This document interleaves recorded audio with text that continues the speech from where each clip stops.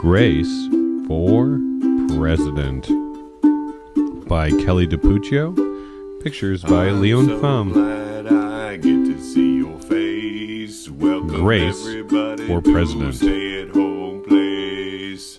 One Monday morning in September, Miss Barrington rolled out a big poster with all of the president's pictures on it. Grace Campbell could not believe her eyes. Where are the girls?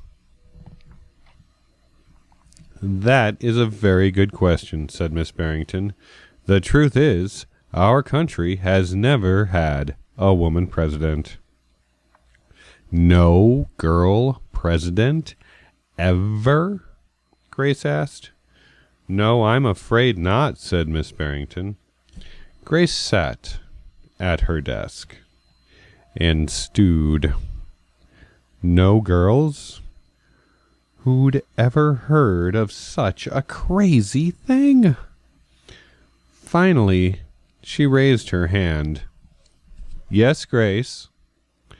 I've been thinking it over, and I'd like to be president. Several students in the class laughed. Well, I think that's a star-spangled idea, Grace, said Miss Barrington. In fact, we can have our own election right here at Woodrow Wilson Elementary. The snickering in the room stopped. Grace smiled. Would anyone else like to run for president? Miss Barrington asked. Nobody raised their hand. Becoming president was going to be easy, Grace thought. The next day, Miss Barrington made an announcement. In the name of democracy, I have invited Mr. Waller's class to join our election. Their class has nominated Thomas Cobb to be their presidential candidate. Grace's heart sank. Thomas was the school spelling bee champion. His experiments always took a blue ribbon at the science fair. And he was the captain of the soccer team. Becoming president wasn't going to be so easy after all, Grace thought. The teachers put the names of all 50 states and the District of Columbia into a hat. Everyone except for Grace and Thomas got to choose a state. I'm Texas, said Anthony. I'm New Hampshire, said Rose. I'm Michigan, said Robbie. What does the number 17 mean? Each state is assigned a number of electoral votes. That number is determined by how many people live in that state, said Miss Barrington. Each of you will be a representative for your state. Altogether, our country has 538 electoral votes, Mr. Waller explained. On election day, the candidate who receives 270 electoral votes or more wins the election. Why 270? Asked Rose. That's more than half of all the electoral votes, Mr. Waller said. Becoming president really wasn't going to be so easy, Grace thought. Grace came up with a campaign slogan. Make history! Vote Grace Campbell for president! Thomas came up with his own campaign slogan. Vote for Thomas Cobb, the best man for the job!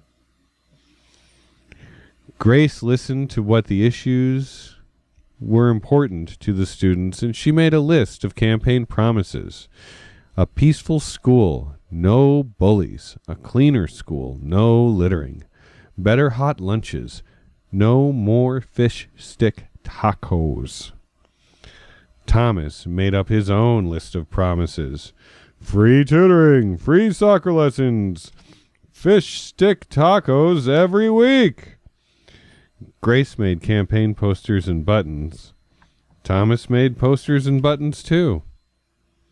Each week, the teachers set aside time for the candidates to meet with their constituents. Polls were taken. Voters were making their choices. Grace continued to campaign. At recess, she gave speeches. During lunch, she handed out free cupcakes. After school, she held rallies. Meanwhile, Thomas wasn't worried. He had cleverly calculated that the boys held slightly more electoral votes than the girls. At recess, Thomas studied his spelling words. During lunch, he worked on his latest science experiment. After school, he played soccer. Even before the election, Grace made good on her promises. She joined the safety squad. She organized a school beautification committee, and she volunteered her time in the school cafeteria.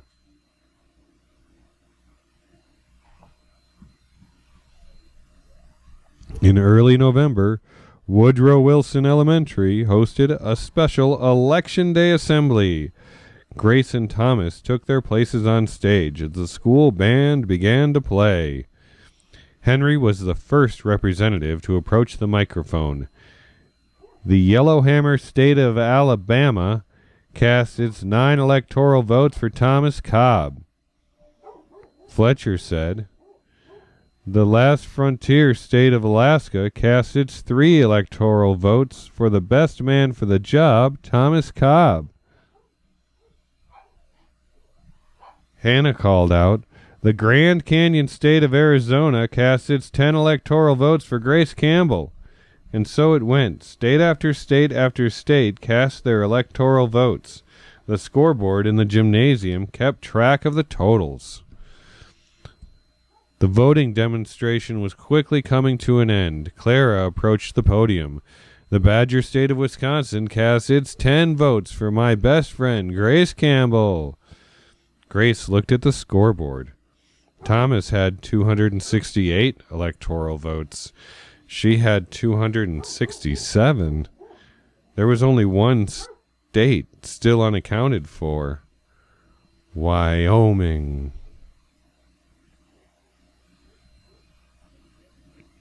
Thomas grinned. Grace felt sick. Sam walked up to the microphone. He looked at Thomas. He looked at Grace. He looked down at Grace's handmade flag. Sam didn't say a word. "What are you waiting for?" Thomas whispered. The band stopped playing. All eyes were on Wyoming. Finally, Sam cleared his throat. "The equality state of Wyoming cast its 3 electoral votes for Grace Campbell."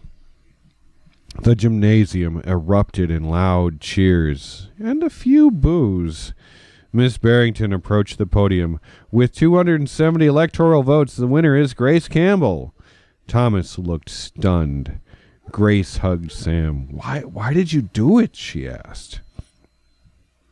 Sam handed Grace his flag. "Because," he said, "I thought you were the best person for the job." The following week, the students in Miss Barrington's class were preparing for their career day presentations. Grace volunteered to go first. She stood at the front of the room and glanced at the poster still hanging on the wall. "My name is Grace Campbell, and when I grow up, I'm going to be President of the United States." This time, everyone believed that she would.